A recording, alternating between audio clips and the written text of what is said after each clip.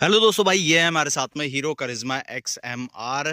करिश्मा देखो अपने आप में एक बड़ा ब्रांड रहा था इंडियन मार्केट में, लेकिन अब हीरो उस नाम के साथ और नए लुक्स के साथ में वापस आया है। अब इस मोटरसाइकिल के अंदर क्या वो जादू है या नहीं है, सारी बात करेंगे आज के इस डिटेल्ड रिव्यू में।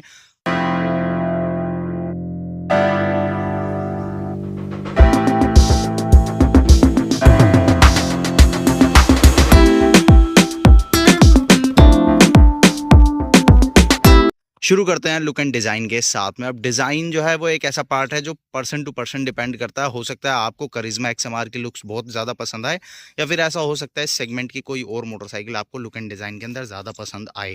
फुल फेयरिंग के साथ में आपको ये मोटरसाइकिल देखने को मिलती है। स्पोर्ट्स टूरर कैटेगरी में आपको देखने को मिलती है, यानी कि स्पोर्टी लुक के साथ में कंफर्टेबल राइड आपको ये ऑफर करती है।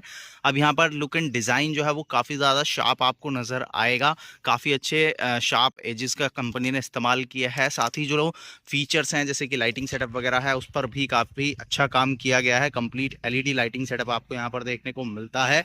बड़े DRLs आपको देखने को मिलते हैं इसके अंदर, और जो हेडलाइट है उसके अंदर आपको ऑटोमेटिक इल्यूमिनेशन का फीचर मिलता है, यानी कि हेडलाइट जो है वो ऑटोमेटिक काम करती है। कैसे काम करती है उसके बारे में आगे बात करेंगे, कितना सही है कितना एक्यूरेट है वो भी बात करेंगे। तो लुक एंड डिज़ाइन के मामले में अगर मैं ओवरऑल बात करूं तो बाइक अच्छी नज़र आती है। डायमेंशंस वाइज अगर आप देखोगे तो बाइक का जो व्हील बेस है वो काफ़ी बड़ा है, प्लस जो यहाँ पर इसकी लेंथ है और हाइट है वो काफ़ी अच्छी है, जिसकी वजह से ओवरऑल जो इसकी रोड प्रेजेंस है वो काफ़ी ज़बरदस्त निकल कर आती है। और रोड पर चलते हुए और चलाते हुए दोनों ही जगहों पर ऐसा फील आता है कि आप एक बड़ी मस्कुलर मोटरसाइकिल चला रहे हो। अब ये muscular feel look and design में तो है, इंजन में है या नहीं है उसके बारे में आगे बात करते हैं। बात करते हैं इस मोटरसाइकिल के साथ मिलने वाले कंफर्ट की। तो हीरो करिश्मा XMR की जो सीट हाइट है वो 810 mm है। इसके साथ में आपको 160 mm की ग्राउंड क्लियरेंस मिलती है, और जो इसका वज़न है वो 163.5 किलोग्राम का है। अब कंफर्ट की अगर मैं बात करूं तो मेरी हाइट 5 फीट 8 इंच है। मेरी हाइट के अगर आप हैं तो आप आराम से बाइक पर बैठ सकते हैं। आपके पैर जो हैं वो दोनों आराम से जम जाएंगे, वहाँ आपको कोई परेशानी नज़र नहीं आएगी। सिटिंग पोजीशन की बात करूं तो हैंडल बार जो है वो थोड़ा अप साइड पर है। आपको बहुत ज़्यादा अग्रेसिव यहाँ पर बैठने की ज़रूरत नहीं पड़ती है, लेकिन हाँ थोड़ा सा आप आगे की तरफ लीन रहते हैं। बाइक का जो वेट है वो आपको ज़रूर फील होता है। अगर आप सिटी में बाइक चला रहे हैं, ट्रैफिक में हैं, तो वहाँ पर आपको बाइक का वज़न जो है ना वो फील होता है, क्योंकि पूरा वेट जो है वो आपको हैंडल साइड पे ज़्यादा देखने को मिलेगा, और उसकी वजह से आपको हाथ के ऊपर जो है वो ज़्यादा वेट फील होता है। हालांकि जब ट्रैफिक वगैरह से आप निकल जाओगे तो वहाँ पर फिर आप बाइक आपको कंफर्टेबल ज़्यादा नज़र आएगी। ओवरऑल कंफर्ट के मामले में बात करूँ तो कंफर्ट इस बाइक के साथ में ऐसा है कि आपको बहुत ज़्यादा थकान नहीं होने वाली है। अगर आप लॉन्ग राइड वगैरह प्लान करते हो तो आप हीरो करिश्मा XMR के साथ में आराम से कंफर्टेबली लॉन्ग राइड वगैरह कर सकते हो। लेकिन ये कंफर्ट जितना राइडर को मिल रहा है उतना पिलियन के लिए नहीं है, क्योंकि यहाँ पर सीट अगर आप देखोगे तो पिलियन सीट जो है वो पहली बात तो ऊंची है। दूसरी बात यहाँ पर इसका साइज़ यानी कि लेंथ जो है वो कम है, और कुशनिंग भी थोड़ी सी हार्ड है। तो पिलियन अगर आप इसके साथ में देखो तो वो सिटी राइड के हिसाब से ही ठीक है। मतलब बहुत ज़्यादा लंबी दूरी पिलियन इसके साथ में कोई भी कंफर्टेबली तय नहीं कर सकता। और अगर आपका पिलियन थोड़ा सा हेल्थी है तो फिर और ज़्यादा प्रॉब्लम जो है वो पिलियन को होने वाली है। अब बात करते हैं इंजन एंड उसकी परफॉर्मेंस की। तो हीरो करिश्मा XMR के अंदर आपको 210 सीसी का single cylinder liquid cooled engine मिलेगा, जो आपको लगभग 25.1 PS की पावर देता है और 20.4 न्यूटन मीटर का टॉर्क देता है।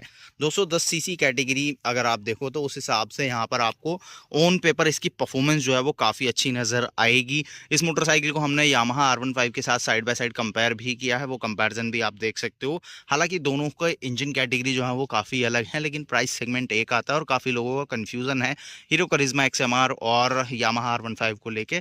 तो वो कंपैरिजन आप देख सकते हो, आपका काफ़ी हद तक कन्फ्यूज़न जो है वो क्लियर हो जाएगा उस कंपैरिजन से। चैनल के ऊपर अवेलेबल है, आप जाओ और देख सकते हो।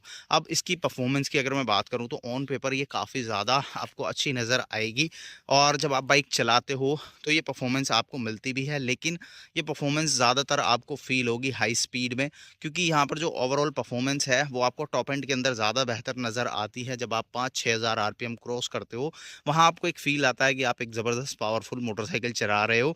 लेकिन मिड एंड जो है बाइक का उतना अच्छा नहीं है, वहाँ पर आप आपको बहुत ज़्यादा कोई अच्छी परफॉर्मेंस इस बाइक से नहीं मिलती। लो एंड के अंदर बाइक अच्छी है, यानी कि जैसे आप ट्रैफिक वगैरह में हो तो आपको बार-बार गियर शिफ्ट करने की ज़रूरत नहीं है, आराम से आप बाइक चला सकते हो। सिटी ट्रैफिक में आपको कोई परेशानी नहीं होती है परफॉर्मेंस वाइज, और टॉप एंड अच्छा है तो हाईवे का राइड वगैरह अगर आप करते हो तो वो भी आप अच्छे से कर सकते हो। हाँ, जो 50 से 60 वाली स्पीड है वहाँ पर आपको थोड़ा सा बाइक ऐसा लगेगा कि बार बार गियर अप या गियर डाउन मांग रही है, तो वहाँ थोड़ा सा आपको इंजन की परफॉर्मेंस में लैग नज़र आएगा।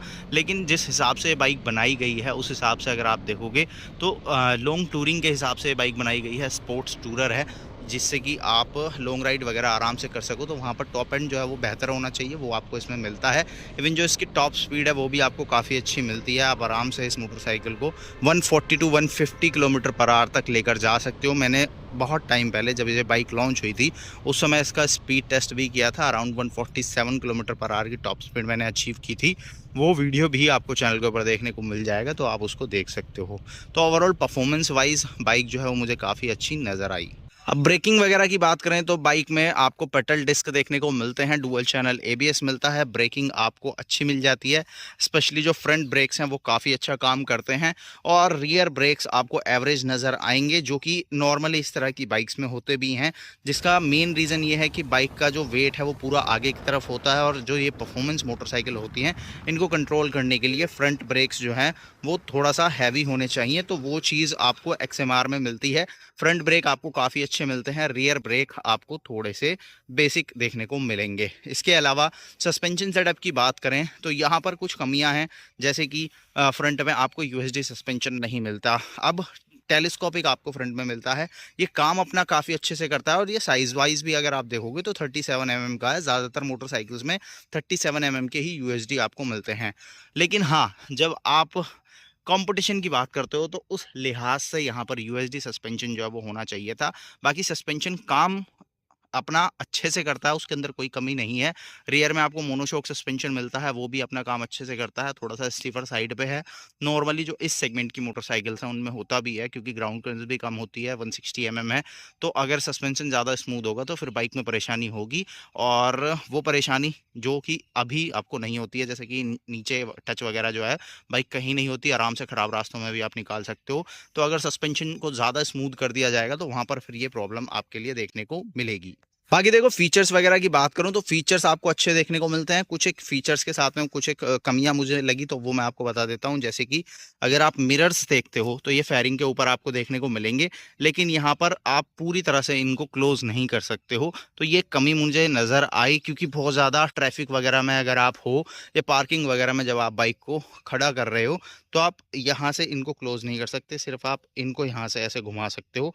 तो ये एक कमी मुझे नज़र आई हीरो करिश्मा एक्सएमआर के साथ में। और कुछ टाइम पे ये नट्स जो हैं यहाँ से लूज़ हो जाते हैं, अगर आप यहाँ पर ज़्यादा ज़ोर डालोगे, या फिर आपकी बाइक अगर किसी से टकरा जाती है यहाँ से, तो ये फिर लूज़ हो जाएगा, तब ये अंदर जा सकता है। तो ये एक कमी मुझे नज़र आई यहाँ पर। मुझे ये एडजस्टमेंट मेरे हिसाब से होना चाहिए था, जिससे कि जो मिरर्स हैं वो पूरी तरह से क्लोज किए जा सकें। इसके अलावा एक्सएमआर के अंदर हीरो जो है वो आपको ये फुल डिजिटल मीटर ऑफर करता है। मल्टीपल इन्फॉर्मेशंस आपको इसमें देखने को मिलती हैं। अब कुछ चीज़ें आपको ध्यान रखनी पड़ेंगी, जैसे कि अभी मैंने साइड स्टैंड पे बाइक ऑन की है, तो यहाँ आप देख सकते हो लो फ्यूल इंडिकेटर आ गया है। लेकिन अगर मैं अभी देखो इस बाइक पर बैठता हूँ, सीधा करता हूँ और तब ऑन करूँगा, तो आपको फ्यूल रीडिंग कुछ अलग नज़र आएगी। अब अगर आप देखोगे तो यहाँ पर ये लो फ्यूल लाइट नहीं आ रही है, और फ्यूल बार जो हैं वो आ गए हैं। तो साइड स्टैंड पर आप इसको ऑन ना करें, ये एक इसके साथ लिमिटेशन है। दूसरी चीज़, यहाँ पर जो इन्फॉर्मेशंस हैं इनको टॉगल करने के लिए स्विच दिया हुआ है। तो यहाँ पर मैं अगर टॉगल करता हूँ तो यहाँ आप देखो एवरेज स्पीड और माइलेज, फ्यूल इकोनॉमी जो है वो 29.2 किलोमीटर पर लीटर दिखा रहा है।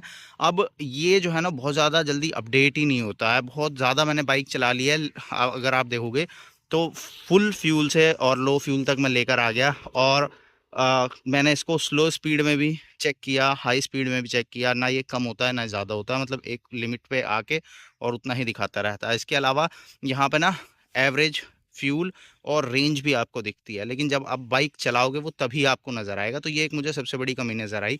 तो यहाँ पे आपको रियल टाइम माइलेज के बेस पे रेंज दिखाई जाती है, जो कि मेरे हिसाब से गलत है, क्योंकि यहाँ पर रेंज की अगर मैं बात करूँ ना, तो जब मेरे पास फुल फ्यूल था तब भी ये मुझे 300 साढ़े 300 किलोमीटर की रेंज दिखा रहा था। हाफ फ्यूल होने पे भी 300 साढ़े 300 किलोमीटर की रेंज दिखाता है। उसका रीज़न क्या है कि आपका रियल टाइम माइलेज जैसे जैसे कम और ज़्यादा होगा वैसे वैसे आपकी रेंज में डिफरेंस आएगा। अब रियल टाइम माइलेज में क्या होता है कि आप बाइक चला रहे हो, आपने स्पीड को 40 टू 50 रखा हुआ है, तो आपका रियल टाइम माइलेज जो है वो 50 किलोमीटर 60 किलोमीटर पर लीटर तक भी पहुंच जाता है। उस हिसाब से रेंज आपको फिर ये 300 किलोमीटर के आसपास दिखाने लगेगा। लेकिन जैसे ही आप बाइक खींचोगे तो आपकी एवरेज जो है वो डाउन होगी, 30 से 35 आएगी, तो रेंज भी आपकी एकदम से हाफ हो जाएगी और 150-200 किलोमीटर हो जाएगी। देखो ये रेंज वाली जो चीज़ मैंने आपको दिखाई है कोई बहुत बड़ा इशू नहीं है, क्योंकि आपको फ्यूल बार एक्यूरेट नज़र आता है, तो उससे आपको पता चलता है कि आपके बाइक में कितना फ्यूल है, कितना आप उसको यूज़ कर सकते हो। इसके अलावा भाई देखो, हीरो इसके साथ में इंटेलिजेंट इल्यूमिनेशन हेडलाइट देता है, यानी कि ऑटोमेटिक हेडलाइट आती हैं, ज़बरदस्त तरीके से काम करती है भाई, ज़बरदस्त तरीके से। कहीं पर आपको कभी ऐसा लैग नज़र नहीं आएगा कि भाई धूप में थे तो लाइट ऑन थी, या फिर छाँव में गए हम, जहाँ में लाइट की रिक्वायरमेंट थी वहाँ पर लाइट ऑन नहीं हुई, नहीं होता है ऐसा। एकदम से लाइट जो है वो ऑन हो जाती है। अगर हल्की सी भी धूप डाउन हुई है और आपका विंडशील्ड की वजह से आपके मीटर कंसोल पे लाइट नहीं पहुंच रही है, बेसिकली सेंसर के थ्रू ये काम होता है। तो यहाँ लाइट के ऊपर ही आपको यहाँ पर ये सेंसर मिलेगा, लाइट सेंसर है ये। जैसे ही इस पे धूप पड़नी बंद होगी, लाइट आनी बंद होगी, तो हेडलाइट जो है वो ऑन हो जाती है, और ये बहुत ही एक्यूरेट काम करता है, बहुत बढ़िया फीचर है और ज़बरदस्त तरीके से काम करता है। उसके अंदर कहीं कोई लैग आपको नज़र नहीं आएगा। तो ओवरऑल हीरो करिश्मा एक्सएमआर के साथ मेरा एक्सपीरियंस तो अच्छा रहा है, मुझे कहीं कोई ख़ास कमी नज़र नहीं आई है। और ओवरऑल अगर आप बाइक देखो तो काफ़ी अच्छी प्लेसमेंट है हीरो की तरफ से। प्राइसिंग भी काफ़ी अच्छी है। जब इस बाइक को लॉन्च किया गया था तो 1,72,000 रुपये के आसपास एक शोरूम थी। अभी जो करंट प्राइस है वो 1.79 के आसपास है, तो 8,000 रुपये कंपनी ने बढ़ा दिए हैं। ऑन रोड अभी भी ये आपको काफ़ी अफोर्डेबल प्राइस के साथ में देखने को मिलती है। और इसके कंपटीशन की बात करें तो देखो, पल्सर RS 200 वैसे तो इसके कंपटीशन में है, लेकिन बजाज की किसी भी डीलरशिप पे वो बाइक अवेलेबल नहीं है, क्योंकि काफ़ी लोगों का मानना यही है कि भाई नई RS आने वाली है, तो इस वजह से ना डीलर उसको मंगा रहे हैं ना कस्टमर उसको खरीद रहे हैं। और यामाहा R15 वर्जन 4 इसके कंपटीशन में आती है। R15 से अगर आप देखोगे तो कुछ मामलों में ये बाइक जो है वो काफ़ी बेहतर है, और कुछ चीज़ें ऐसी हैं जहाँ पर R15 की बेहतर है, तो उसके ऊपर हमने डिटेल्ड वीडियो किया हुआ है, आप उसको देख सकते हो। और इसके अलावा सुजुकी जिक्सर SF250 भी इसके कंपटीशन में आती है, हालांकि उसकी प्राइस ज़्यादा है और सेगमेंट थोड़ा सा अलग हो जाता है इंजन सीसी के हिसाब से अगर देखें। बाकी XMR और जिक्सर SF250 दो ही ऐसी मोटरसाइकिल हैं जो कि एक्चुअल में स्पोर्ट्स टूरर हैं। RS मैं इसलिए नहीं रख रहा हूँ क्योंकि RS का कोई अपडेट अभी तक नहीं है, तो R15 ही बचती है, जो कि एक प्रॉपर स्पोर्टी बाइक है। तो इसलिए XMR और जिक्सर को अगर आप देखोगे तो वहाँ पर प्राइस गैप बहुत ज़्यादा है, और सुजुकी के जो डीलरशिप्स हैं वो भी हीरो के कंपैरिजन में उतने ज़्यादा नहीं है, तो वहाँ पर करिश्मा XMR जो है वो आपको एक स्टेप आगे नज़र आती है। तो ओवरऑल मेरा एक्सपीरियंस कैसा रहा हीरो करिश्मा XMR के साथ में, मैंने आपको इस वीडियो में बताया। ये डिटेल्ड वीडियो आपको कैसा लगा आप मुझे कमेंट में बता सकते हो। अगर कोई पॉइंट मुझसे छूटा है तो वो आप मुझसे जान सकते हो कि उसके बारे में मेरा एक्सपीरियंस कैसा था, तो वो आप कमेंट में पूछ सकते हो। बाकी इसी तरह के वीडियोस के लिए चैनल को सब्सक्राइब कर सकते हो, नोटिफिकेशन बेल को ऑन कर सकते हो। इस वीडियो को वहीं पर एंड करते हैं, जल्दी मिलेंगे एक और नई वीडियो के साथ।